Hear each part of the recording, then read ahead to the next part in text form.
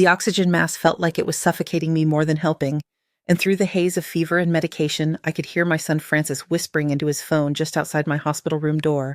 "Mom's completely out of it. She won't remember any of this. We need to move fast before she gets better." Those words cut through the fog of illness like a blade, sharp enough to pierce even the heavy veil of morphine and steroids that had kept me floating in and out of consciousness for what felt like an eternity. I should have died from COVID.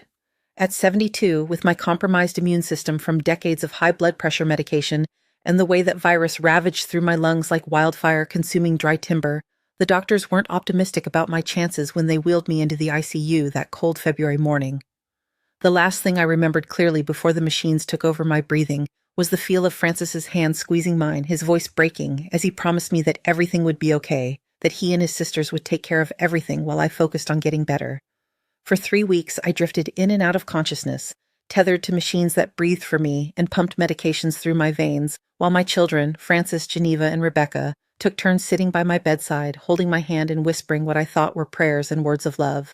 The nurses told me later that they'd been model family members, never missing a visiting hour, bringing flowers and cards from friends, speaking to me constantly, even when the doctors weren't sure I could hear them. They'd been so devoted, so attentive, that the hospital staff had commented on how lucky I was to have children who cared so deeply about their mother's recovery. But I was wrong about those whispered conversations, and the hospital staff had no idea what my devoted children were really discussing during those long hours at my bedside. The first real coherent thought I had, when the fog of illness finally began to lift, was how different everything felt. Not just the weakness in my body or the way my voice came out as barely more than a whisper, but something more fundamental had shifted in the world around me. My house felt different when they brought me home in late March, wheeled me through the front door in a transport chair because I still couldn't manage the 3 steps from the driveway to my porch. The familiar spaces that had comforted me for the past 15 years since my retirement seemed somehow diminished, like a stage set where the furniture had been subtly rearranged while the audience wasn't looking. My children had been so attentive during those first weeks of home recovery, bringing me soup that Geneva made in my own kitchen, managing my complex medication schedule with the efficiency of trained nurses, helping me navigate the mountain of paperwork that had apparently piled up while I was unconscious. Francis, my eldest and the most successful of my 3 children, had taken charge of everything with the kind of smooth competence that had made him a partner at Brennan Walsh & Associates, one of the most prestigious law firms in the city. At 48, he'd inherited my analytical mind and my talent for reading people, but he'd always lacked the ethical foundation that had guided my own career in law. "Don't worry about any of this legal stuff, Mom," he'd said during my second week home, his voice carrying that same patronizing tone he'd used since childhood when he thought he knew better than everyone else. He'd been sitting at my kitchen table, surrounded by manila folders and official-looking documents, his expensive suit jacket draped over the back of the chair like he was conducting business in his own office rather than managing his recovering mother's affairs. "Geneva and I have been handling all your finances and property matters.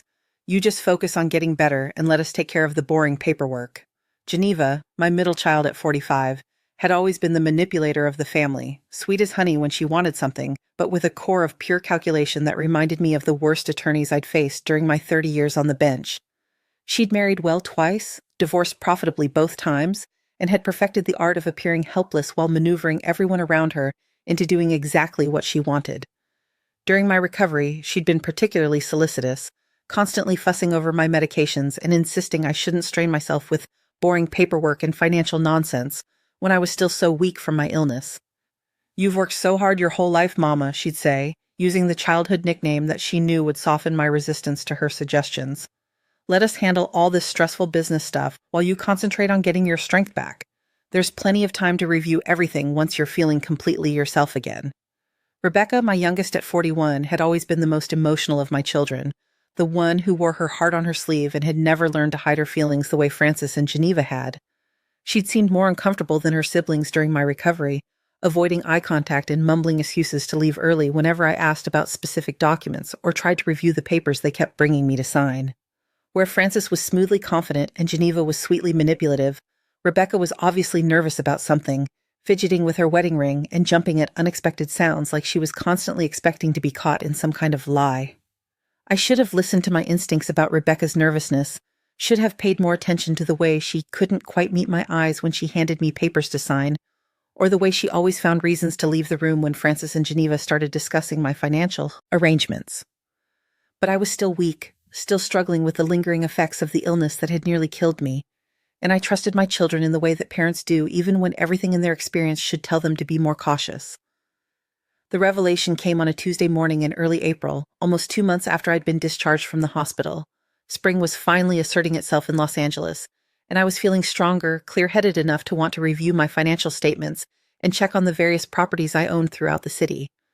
My real estate portfolio had been my pride and joy during my working years, carefully selected investments that had provided me with financial independence and the security of knowing that my retirement would be comfortable regardless of what happened to Social Security or my judicial pension.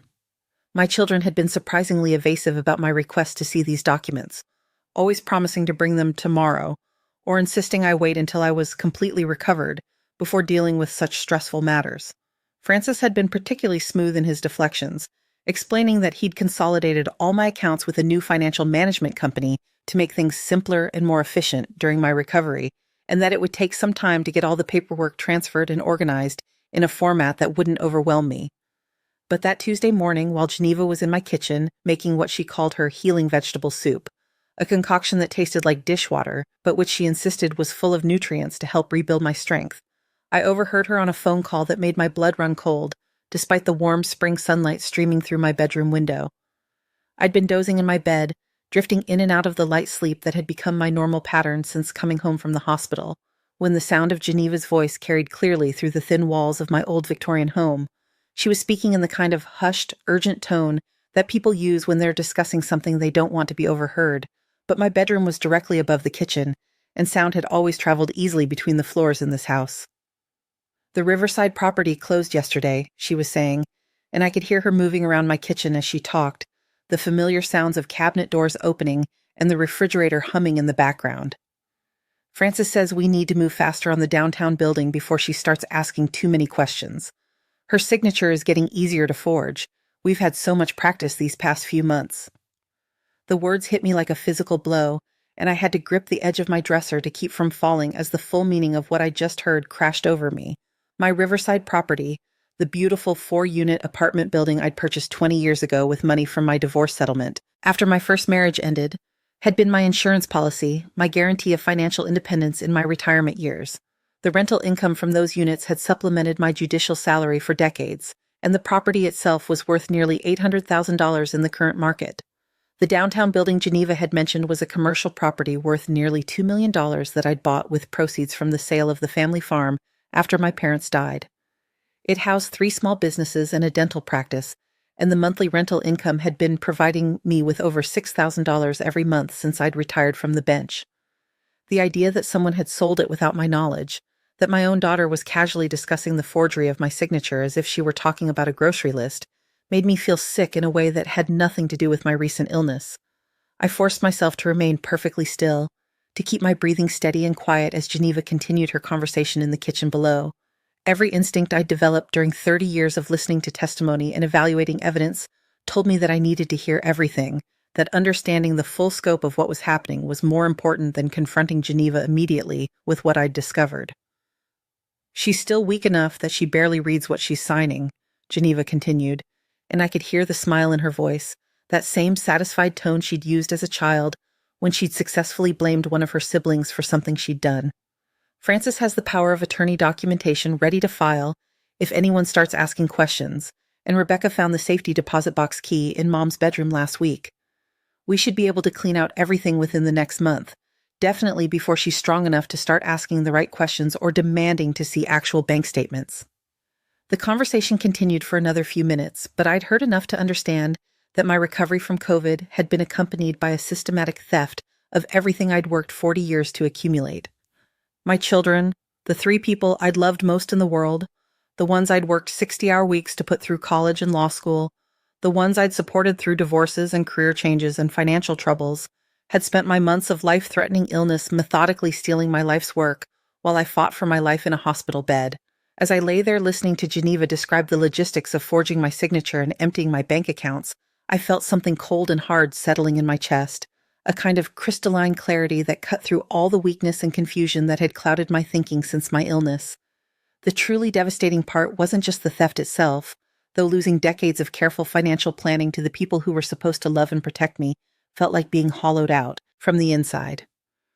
What broke something fundamental in my chest was the casual nature of their conversation, the way Geneva discussed my signature like she was talking about a recipe, the implication that they'd been planning this for weeks while I fought for my life in a hospital bed, machines breathing for me while my children calculated how much money they could steal before I recovered enough to notice.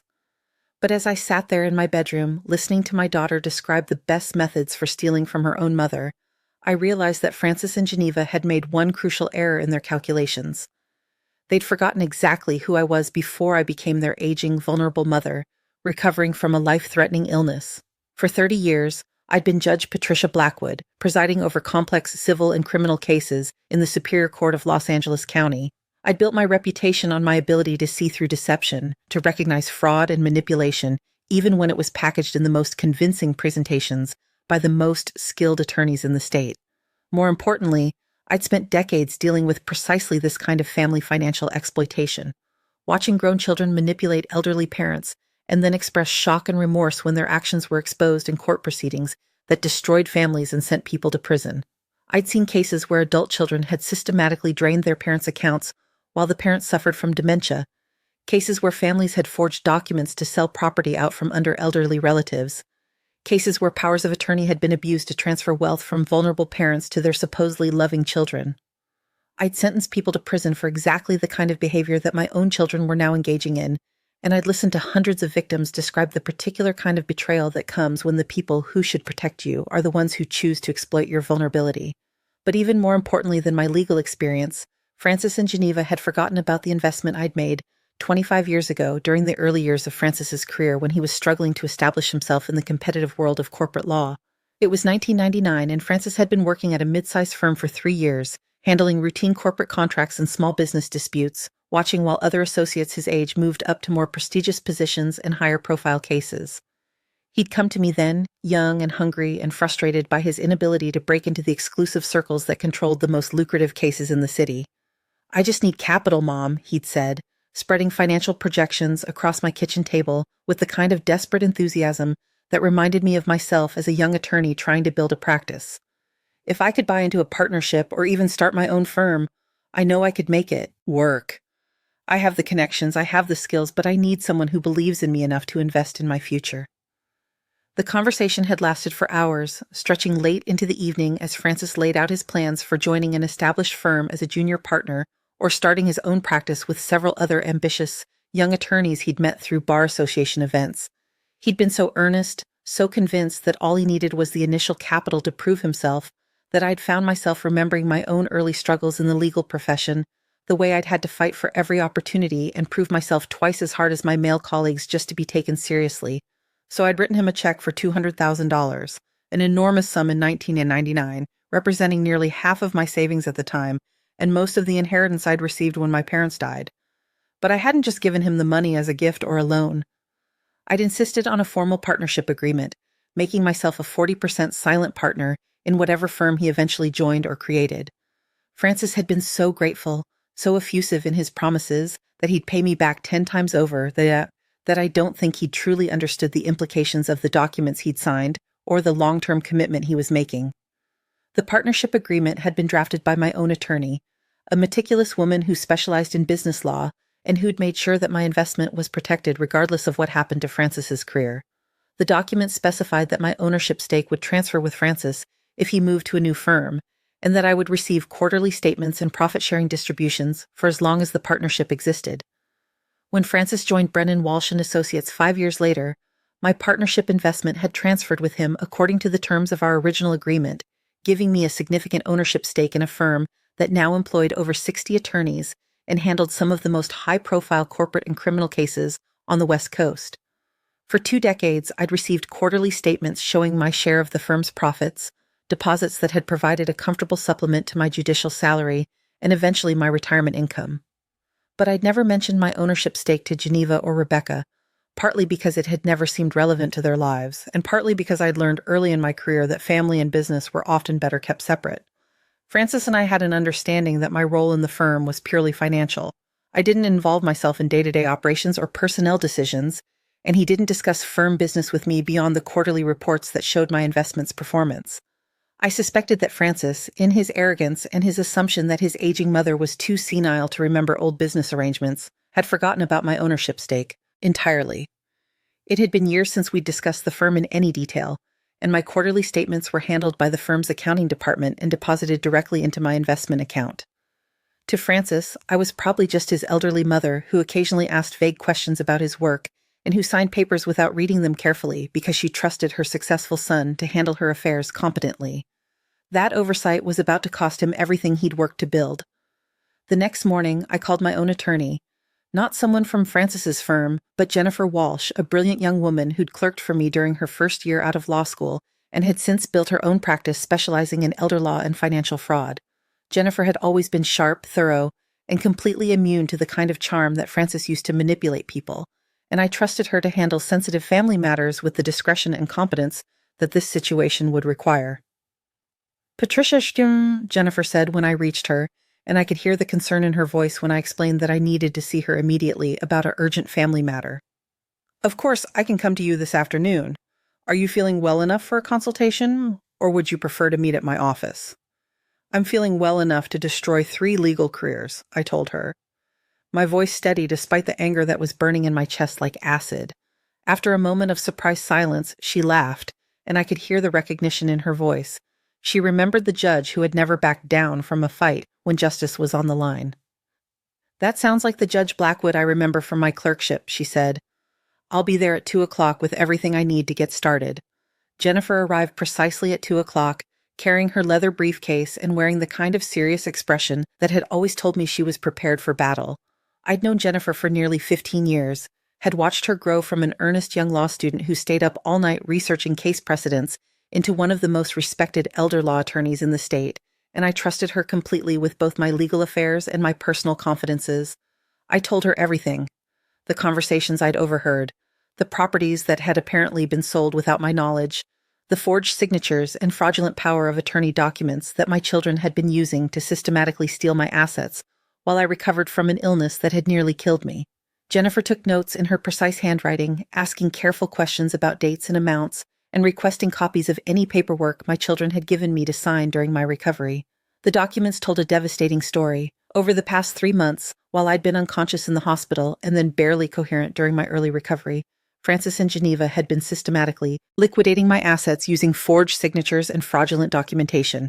They'd created fake powers of attorney that gave them legal authority to act on my behalf, then used those documents to sell properties, empty bank accounts, and transfer investments to accounts they controlled.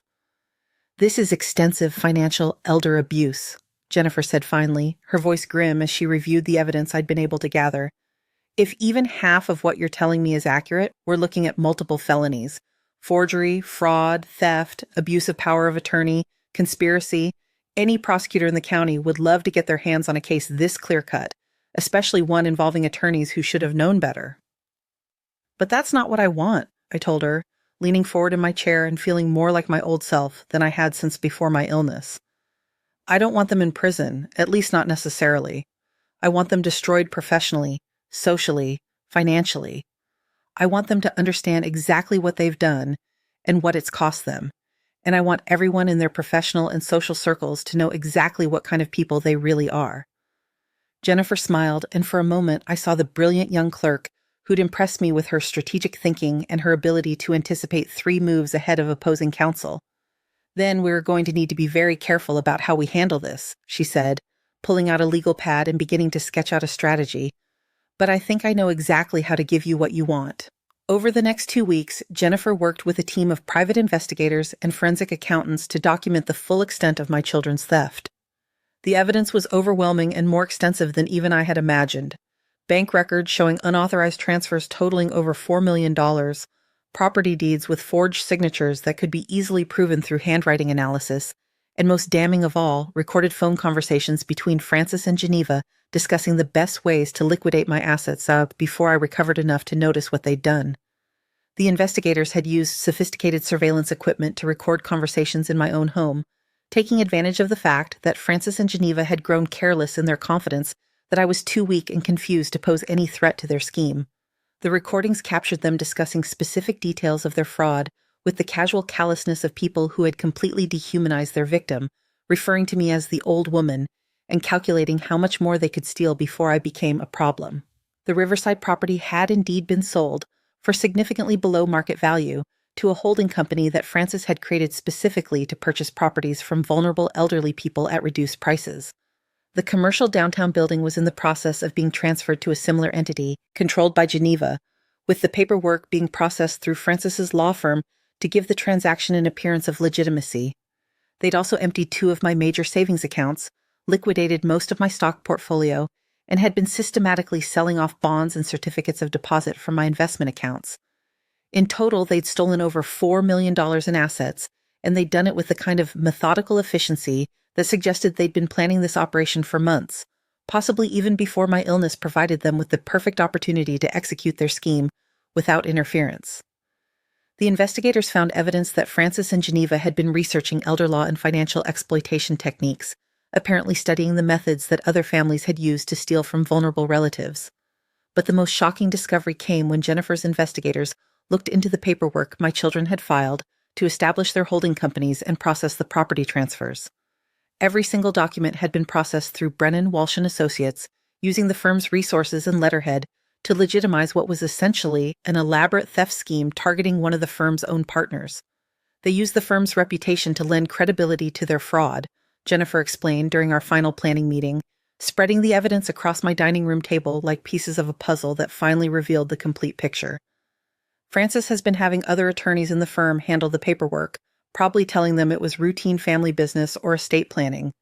But he's been signing off on everything as the primary attorney of record, which makes him personally liable for any fraudulent activity. Which means the firm is liable for the fraud as well, I said, understanding immediately where Jennifer was heading with her strategy. After 30 years of dealing with legal liability and professional responsibility issues, I could see the devastating implications of what Francis had done. Exactly. And since you own 40% of that firm, you have standing to demand a full investigation of any attorney who's been using company resources for illegal activities.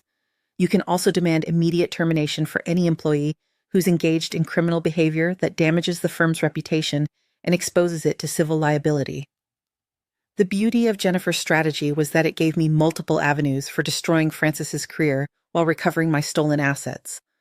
As a victim of financial elder abuse, I could pursue criminal charges and civil restitution. As a business partner who'd been defrauded by someone I'd trusted with my investment, I could demand damages for the harm to my financial interests. And as a 40% owner of Brennan, Walsh & Associates, I could use my authority to ensure that Francis faced immediate professional consequences that would end his legal career permanently. The confrontation was scheduled for a Monday morning in May, nearly 4 months after I'd first overheard Geneva's phone conversation in my kitchen. Jennifer had coordinated with the senior partners at Brennan, Walsh & Associates to arrange what Francis, Geneva, and Rebecca believed was a routine meeting to finalize some additional financial arrangements for my ongoing care and recovery. I spent the weekend preparing for the meeting with the same meticulous attention to detail that I'd once brought to major court cases. I reviewed all the evidence Jennifer's investigators had gathered, memorized the key dates and amounts, and practiced maintaining my composure while delivering information that I knew would devastate the 3 people who had once been the center of my world. By Sunday night, I felt like a general preparing for a battle that would determine not just the outcome of this particular conflict, but the entire future course of my life. Monday morning arrived with the kind of perfect spring weather that Los Angeles does better than anywhere else in the world.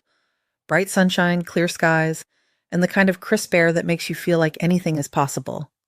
I dressed in the navy blue suit I'd worn for court appearances during my most important cases, added the pearl necklace that had been my mother's, and chose the gold watch that the Bar Association had given me when I retired from the bench. I wanted to look like exactly what I was, a distinguished jurist who commanded respect and who was not someone to be underestimated or dismissed. I arrived at the firm's downtown offices feeling stronger than I had since before my illness, carrying the leather briefcase I'd used throughout my judicial career and walking with the confident stride that had once carried me into courtrooms where I'd controlled proceedings involving millions of dollars and people's freedom. The building itself was impressive, 30 floors of steel and glass rising above the financial district, with the kind of understated elegance that announced serious money and serious power. The receptionist, a young woman who probably had no idea who I was beyond Francis's aging mother, directed me to Conference Room A, the firm's largest meeting space with floor-to-ceiling windows overlooking the city and a mahogany table that could seat 20 people comfortably. The room was designed to impress clients and intimidate opposing counsel, with original oil paintings on the walls and leather chairs that probably cost more than most people made in a month. Francis was already there when I entered, looking confident and relaxed in his expensive suit, chatting with Geneva about some case he was working on while they waited for the meeting to begin.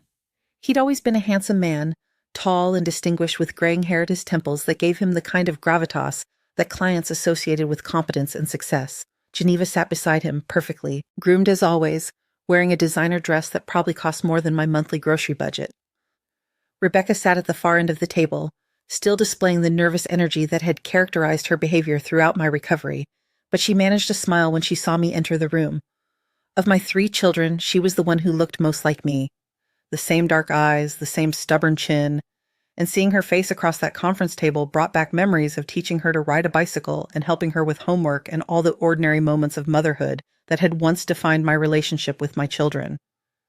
"Mom," Francis said, standing to give me what I'm sure he intended to look like an affectionate hug, his voice warm with the kind of professional charm that had made him successful with clients and colleagues. "You look wonderful, much stronger than the last time I saw you." "I feel stronger," I told him, accepting his embrace but noting how his hands felt different against my back. Not like a son hugging his mother, but like an actor playing a role for an audience he needed to convince. "Strong enough to handle my own affairs again." Geneva laughed, the sound bright and artificial in the formal conference room with its serious atmosphere and expensive furniture. "Well, that's wonderful news, Mama, but you don't need to worry about jumping back into anything too stressful too quickly. We've been managing everything just fine, and there's no rush to change arrangements that are working so well for everyone." "Yes," I said, taking my seat at the head of the table and noting how Francis's expression flickered slightly when I chose that particular chair, the position of authority that he'd probably expected to occupy himself. "I've been reviewing exactly how you've been managing things." I opened the leather briefcase I'd brought with me and removed a thick stack of documents that Jennifer had prepared, organizing them on the table in front of me with the kind of methodical precision that had once characterized my most important court proceedings. The change in atmosphere was immediate and dramatic. Francis's confident smile faltered as he recognized legal documents and evidence folders. Geneva's laugh died abruptly as she saw the volume of paperwork I'd brought, and Rebecca went completely pale, her hands trembling as she reached for her water glass. "Mom," Francis began, his voice carrying the first hint of the panic that was about to consume him like a wildfire. "If there's some confusion about the paperwork we've been handling—" "There's no confusion," I interrupted, my voice carrying the authority I'd perfected during 3 decades of controlling courtrooms full of attorneys who thought they could manipulate proceedings to their advantage. "I know exactly what you've done. All of you." I spread the first set of documents across the table. Bank statements showing the unauthorized transfers, copies of the forged property deeds, phone records documenting their conversations about my assets, and photographs of the signatures they'd forged compared to examples of my actual handwriting. Francis leaned forward to examine the papers, and I watched his face go through a series of expressions that I'd seen hundreds of times in my courtroom. Confusion as he tried to understand what he was looking at, recognition as he realized what the evidence showed, and finally, the sick understanding that his criminal behavior had been completely documented and that he was facing consequences he'd never imagined. "The Riverside property," I continued, my voice calm and measured, as I outlined the case against them with the same methodical approach I'd once used to explain complex legal issues to juries, was sold for $300,000 below market value to Westside Holdings, a company that Francis created specifically to purchase properties from vulnerable elderly people. The downtown commercial building is currently being transferred to Pacific Development, Geneva's holding company. 2 of my major savings accounts have been completely emptied, and my investment portfolio has been reduced by 60% through unauthorized liquidations. Geneva tried to maintain her composure, but I could see the desperation beginning to show around her eyes, the way her hands were shaking as she reached for documents to examine them more closely. "Mom, you're confused about what happened. We were helping you consolidate your assets, making sure everything was secure and properly managed while you were sick. Everything we did was to protect your interests.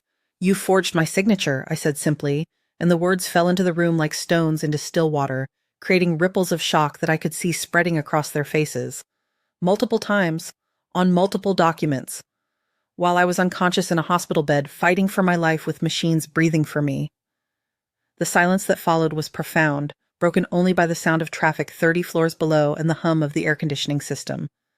Rebecca finally broke, tears streaming down her face as she looked desperately between her siblings and me, her voice cracking as she tried to find words that might somehow fix what couldn't be fixed. "Mom, I'm so sorry. I never wanted any of this to happen," she said, her words tumbling over each other in her desperation to explain herself. "Francis said you wouldn't mind, that you'd want us to have everything anyway when you died, and we all thought you weren't going to make it. And Geneva said it would be easier to handle everything while you were unconscious rather than putting you through the stress of legal proceedings when you were so weak."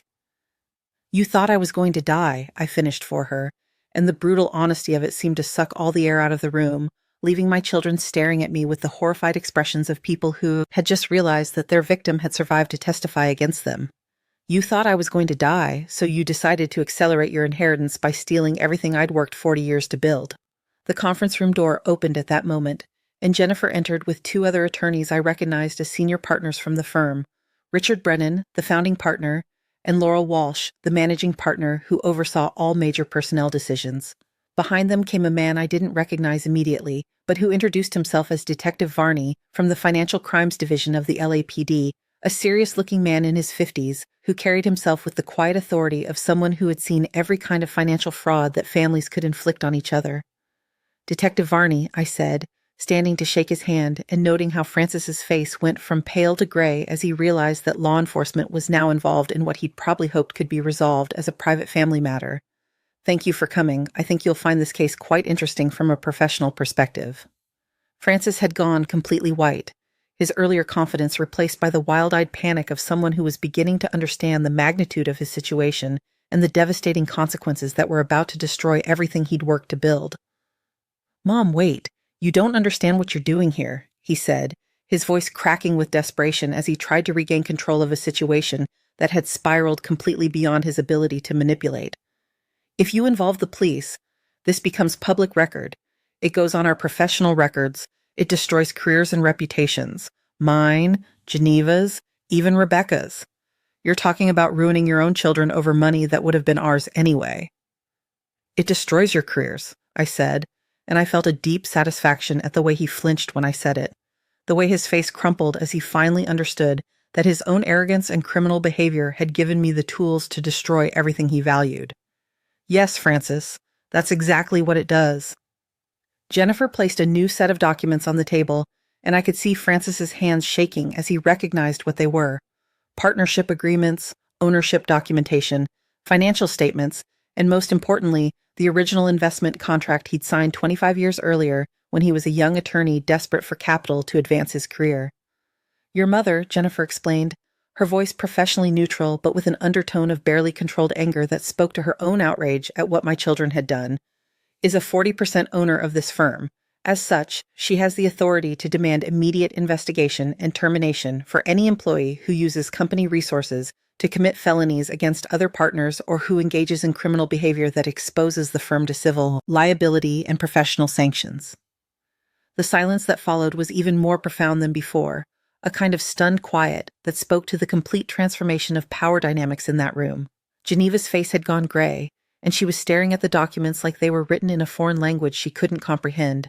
Rebecca was crying openly now, making small choking sounds that might have been attempts at apologies or pleas for mercy. But it was Francis's expression that gave me the deepest satisfaction, the look of someone who was realizing that his own arrogance and greed had handed his victim the precise tools needed to destroy him completely, that his assumption that his elderly mother was too weak and confused to fight back had blinded him to the reality that she possessed exactly the knowledge and resources necessary to end his career and his future. "You forgot, didn't you?" I asked him, my voice almost conversational as I watched him struggle to process the full implications of what Jennifer had just revealed. "You forgot that I'm not just your aging mother, who you could manipulate and steal from while she was unconscious in a hospital bed.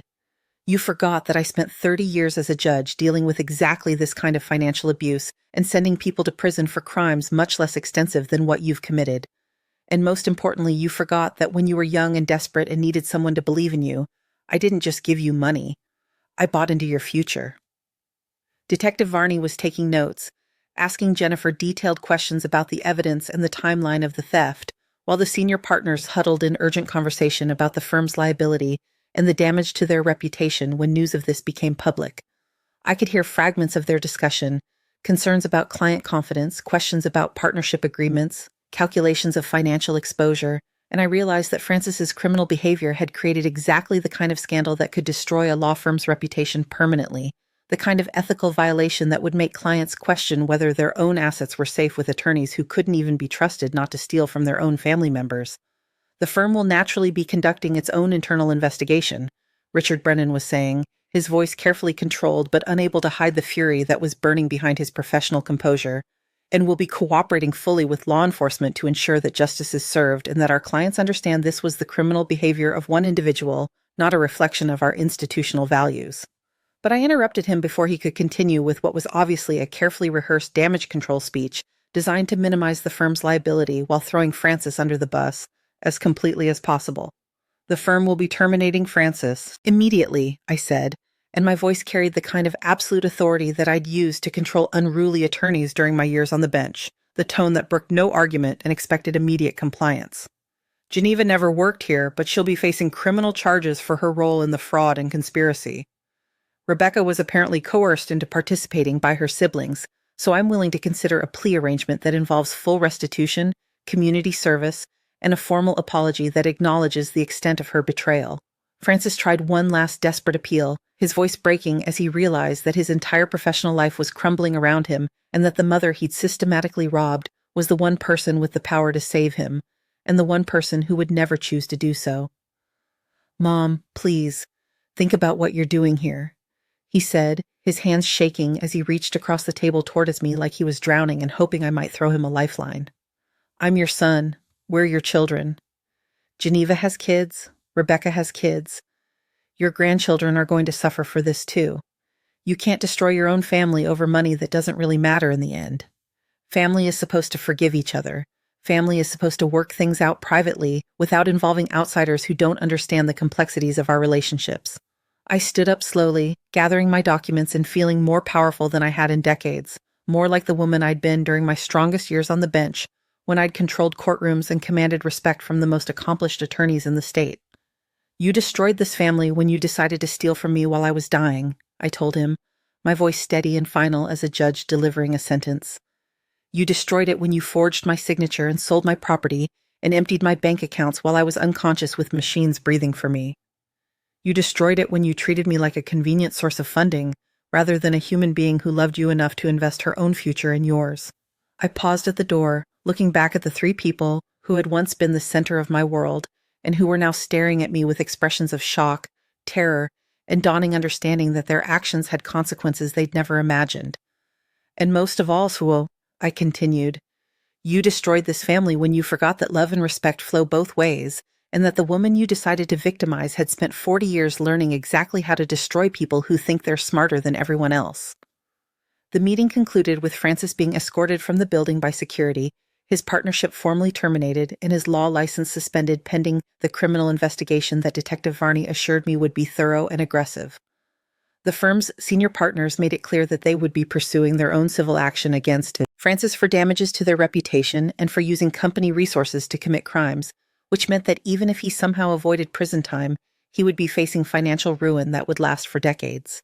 Geneva was arrested the following week when Detective Varney's investigation revealed the full extent of her financial manipulation and her role in coordinating the systematic theft of my assets.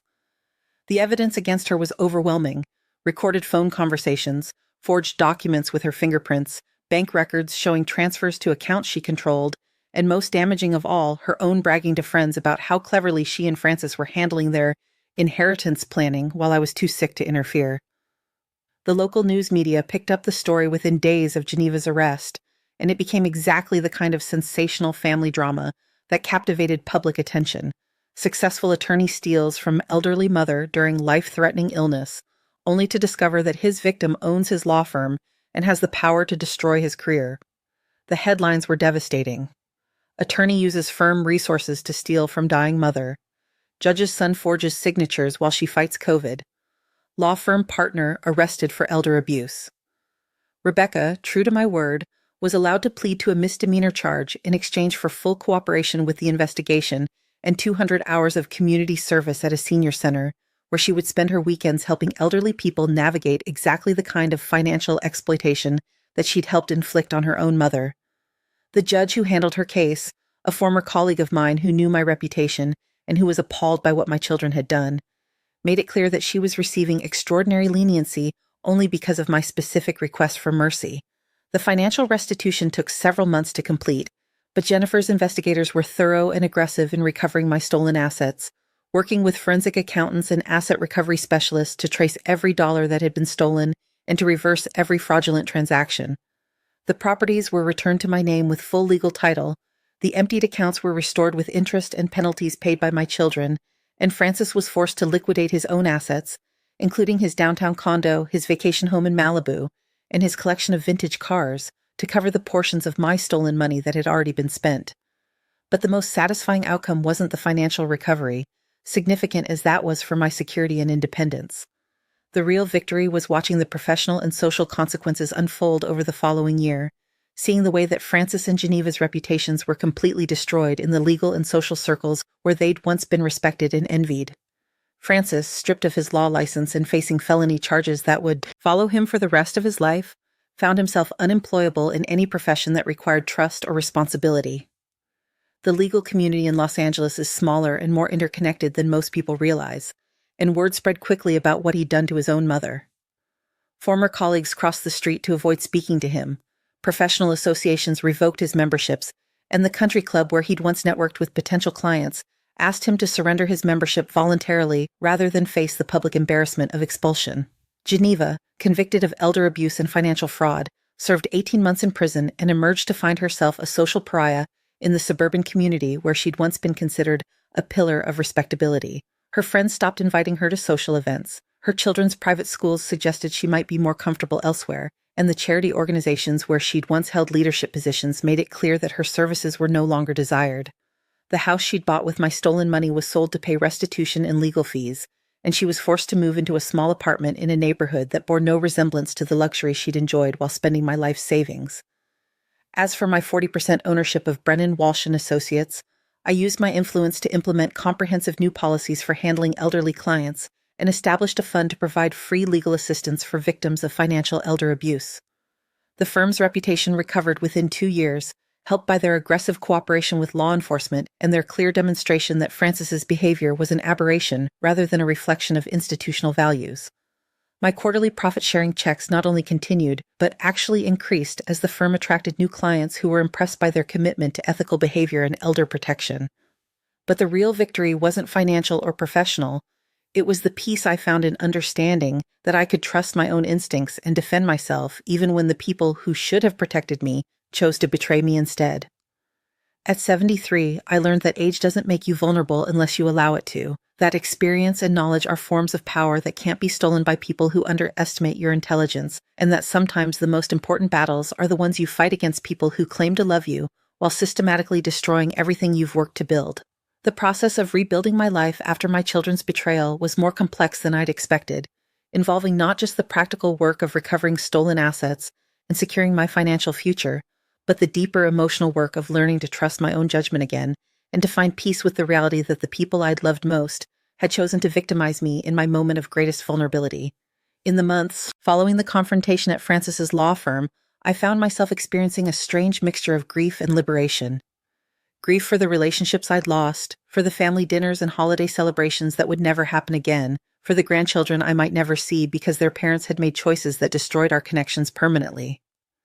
But also liberation from the constant anxiety I'd been feeling since my recovery, the nagging sense that something was wrong, that people I trusted were manipulating me in ways I couldn't quite identify.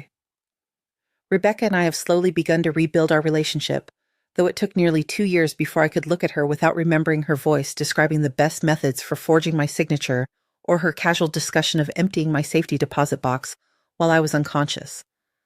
The process of rebuilding trust has been painstakingly slow, requiring Rebecca to prove her remorse through consistent actions rather than words, and requiring me to learn the difference between forgiveness and restoration of relationship. She completed her community service at the senior center with what appeared to be genuine commitment, often staying beyond her required hours to help elderly clients with paperwork and financial planning. The director of the center told me that Rebecca had become one of their most dedicated volunteers, that she seemed to understand in a personal way the vulnerability that elderly people face when dealing with complex financial and legal systems.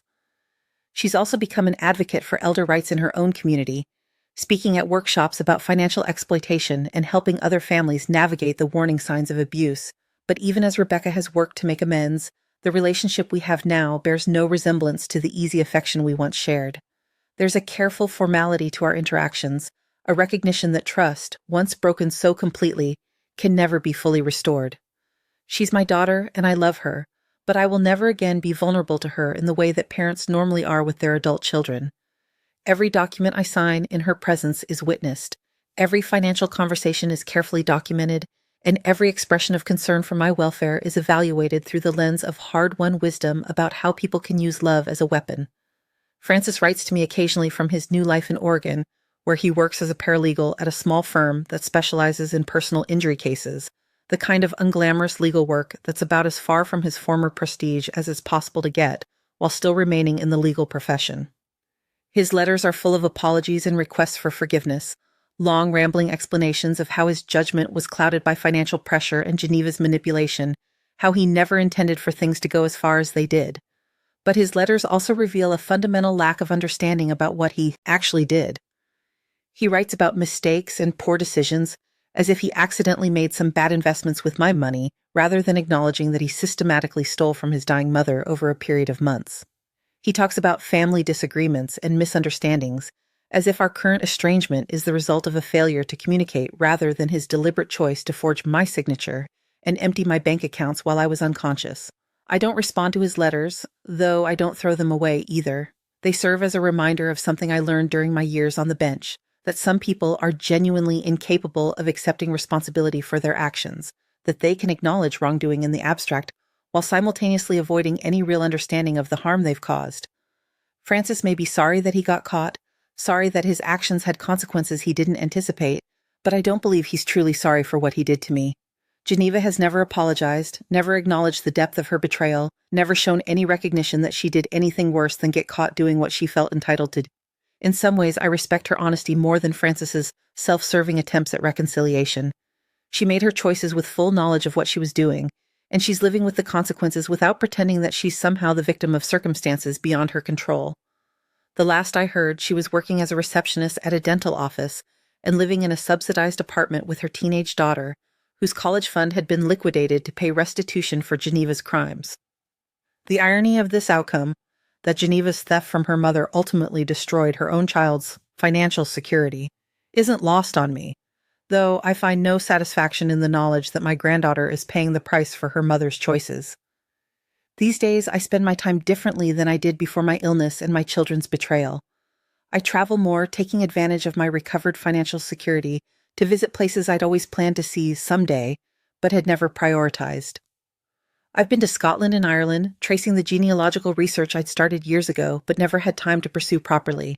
I spent a month in Italy, staying in small hotels and eating at family restaurants, and learning that independence in your 70s can be liberating in ways you never expected. I read voraciously, making up for the decades when my reading was limited to legal briefs and case law. I've discovered contemporary fiction and historical biography, travel writing and poetry, all the genres I'd promised myself I'd explore during retirement, but had somehow never found time for when my life was structured around my children's needs and expectations. Most importantly, I volunteer extensively with organizations that help elderly people navigate the complex legal and financial challenges that can make them vulnerable to exactly the kind of exploitation I experienced. I work with a nonprofit that provides free legal clinics for seniors, helping people understand powers of attorney and advance directives, teaching them to recognize the warning signs of financial abuse, and connecting them with resources for protection and recovery. The work is deeply satisfying in ways that my judicial career never was, partly because I'm able to use my knowledge and experience to prevent harm rather than just punishing it after the fact, and partly because I understand viscerally what my clients are facing in ways that I never could have before experiencing betrayal myself. When an elderly woman tells me that her son has been pressuring her to sign documents she doesn't understand, or when a man in his 80s describes how his daughter-in-law has been helping him manage his finances in ways that make him uncomfortable, I can provide guidance that comes from lived experience rather than just legal expertise. I've learned that my story isn't unique. Family financial abuse is devastatingly common, and often the very people who should be protecting elderly parents and grandparents are the ones systematically stealing from them. Adult children who feel entitled to early inheritance, spouses who view their partner's assets as community property, regardless of legal documentation, caregivers who gradually expand their authority until they're making financial decisions that benefit themselves rather than the people they're supposed to be helping. But I've also learned that knowledge is power, that careful planning can provide protection, and that sometimes the best response to betrayal isn't forgiveness, but accountability. My children taught me that family loyalty is meaningless when it only flows in one direction, that love without respect is manipulation, and that sometimes the most loving thing you can do for people who are determined to destroy themselves is to step aside and let them face the consequences of their choices. The house where I live now is different from the one where my children grew up, where they planned their theft while I recovered from an illness that nearly killed me. I sold that house. Too many painful memories, too many rooms where I'd overheard conversations that revealed the depth of their betrayal, and bought a smaller place in a community designed for active seniors. My new home has better security systems, a smaller footprint that's easier to maintain, and neighbors who've become genuine friends rather than people who knew me primarily as Frances's mother or Geneva's mother. The financial independence that my children tried to steal has been not just restored, but enhanced. The restitution process recovered more than they'd actually stolen, thanks to interest and penalties and the liquidation of their own assets. My investment portfolio is larger now than it was before my illness, managed by a team of financial advisors who understand that their primary obligation is to protect my interests rather than to provide opportunities for family members who might feel entitled to access my wealth. But more importantly, I've learned to trust my own instincts again, to recognize the difference between people who love me and people who want to use me, to set boundaries that protect my autonomy while still allowing for genuine relationships with people who've earned my trust through their actions rather than their words. I've met someone, actually, a retired professor named Lucky, who volunteers at the same legal clinic where I work, whose wife died of cancer 3 years ago and who understands what it means to rebuild your life after profound loss. Our relationship is careful and gradual, built on shared interests and mutual respect rather than the kind of desperate need or financial convenience that characterizes so many relationships between people our age. Lucky knows my story, knows about my children's betrayal and the legal battle that followed, and he's never once suggested that I should forgive them or try to repair relationships that they destroyed through their own choices. He understands that wisdom sometimes means accepting that some relationships can't be salvaged, that some people will always choose their own immediate gratification over other people's welfare, and that protecting yourself from those people isn't selfish or unforgiving, it's necessary for your own survival and peace of mind. We spend our evenings reading together, traveling to conferences and workshops about elder law and advocacy, working in the garden that Lucky has helped me design behind my new house.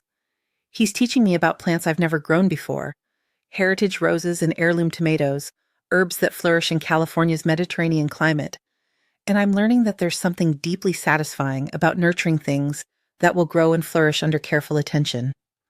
The quiet in my house now is different from the expectant quiet I felt during my recovery, when I sensed that something was wrong but couldn't identify what was making me anxious. It's the peaceful quiet of someone who no longer has to wonder what conversations are happening in the next room or what documents are being forged in her name.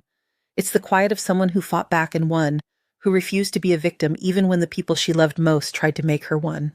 And sometimes when I'm sitting in my garden in the evening, watching Lucky tend to the herb beds we planted together, while the sunset paints the sky in shades of gold and crimson, I remember the look on Frances's face when he realized that his own arrogance had given me the tools to destroy everything he'd worked to build. It's a memory that no longer brings me the sharp satisfaction it once did, but rather a deeper understanding of how justice works in the real world, not through dramatic courtroom confrontations or elaborate revenge schemes, but through the patient application of knowledge and resources by people who refuse to accept that being victimized is their permanent identity. I survived COVID, and I survived my children's attempt to steal my life's work while I was fighting for my life. At 74, I'm healthier, wealthier, and wiser than I was before either crisis, and I've learned that resilience isn't about avoiding betrayal. It's about refusing to let betrayal define the rest of your story. The legal clinic where I volunteer is expanding its services, adding new programs to help elderly people plan for their own protection and to recover from financial abuse when prevention fails. I'm helping to design training materials for attorneys and social workers, drawing on my own experience to create resources that will help other professionals recognize the signs of family financial exploitation and respond effectively when it occurs. Next month, I'm speaking at a conference for elder law attorneys, sharing my story as a case study in how victims can use legal knowledge and strategic thinking to recover from even the most extensive financial abuse. The presentation will be difficult. I still feel a complicated mixture of grief and anger when I talk about what my children did, but I've learned that sharing painful experiences can prevent other people from suffering similar betrayals. The title of my presentation is When Love Becomes Exploitation, A Judge's Journey from Victim to Advocate, and I've been working on it for weeks, trying to balance the personal elements of my story with the practical legal guidance that attorneys need to help their own clients. The hardest part has been finding ways to discuss the emotional impact of family betrayal without minimizing the practical steps that victims need to take to protect themselves and recover their assets. But I've realized that both elements are essential. The emotional understanding that helps people recognize they're not alone in their experience, and the practical knowledge that gives them tools to fight back effectively. My children's betrayal taught me that vulnerability isn't permanent unless you allow it to be. That knowledge and preparation can provide protection even against people who know you intimately, and that sometimes the people who underestimate you most completely are the ones who should know better. At 74, I understand things about family, trust, and resilience that I wish I'd never had to learn. But I also understand that surviving betrayal can teach you things about your own strength that you might never have discovered otherwise, and that using painful experiences to help other people can transform victimization into advocacy in ways that create meaning from suffering. The house is quiet now, but it's the quiet of peace rather than anxiety, of security rather than vulnerability, of someone who learned to fight back and won, of someone who, I wake up in the morning, I no longer wonder what my children might be planning or what documents they might be forging, because I've learned that the most important relationship you can protect is the one you have with yourself, and that sometimes the greatest victory is simply refusing to let other people's choices determine the boundaries of your own life. This is my story, and it ends not with reconciliation or forgiveness, but with justice, independence, and the hard-won peace that comes from understanding that you're stronger than the people who tried to destroy you, and wiser than they ever imagined you could be.